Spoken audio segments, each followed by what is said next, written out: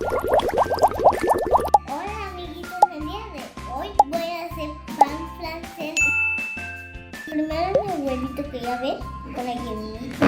Ingredientes secretos del pan francés. ¿Cómo se llama? Canela. El huevito y la canela. Un pan de fresa vainilla. Mi ayudante ahí me está ayudando, pero quiere la cáscara del huevo. Pero no lo comas, mi amor. Quiere hacer así. No, No. no. ¿Para qué dijiste eso? Hasta fue la lechita, que es lo que más me gusta de acá. ¿Qué?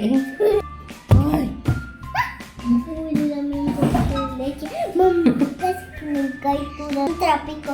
Me cayó la leche. Me cayó la leche fácilmente. Ok. Tengo 5 años de añitos. el comensal ya tiene hambre, Han. Sí.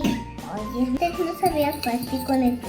Vamos a hacer magia. 1, 2, 3. ¡Magia! Esto no lo vamos a hacer con magia porque todo con magia ya va a ser un video de magia. Oye, bonito, mamita. Mi papá sí sabe hacer magia, pero sabemos. ¿Por qué tu papá sabe hacer magia? Porque es mago.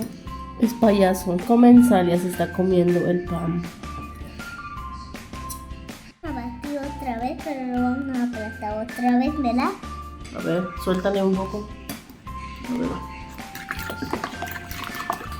Ahora yo, mamá, porque no me explica. Sí. Es mi mamá se hace un poco porque yo soy muy chiquitita. A mí me da miedo eso. A mí me da miedo el fuego porque ahora ya sé que me puedo quemar. Un día me quemé y no sé qué pasa. Ah, no, es con cuidado. No, pero me da miedo. Tú puedes. Yo puedo. Yo te ayudo. 1, 2 y... Ah, yo no.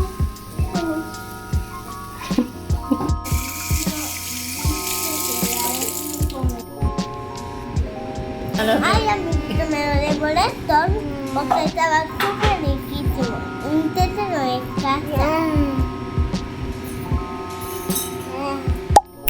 Si te gustó este video, no olvides suscribirte.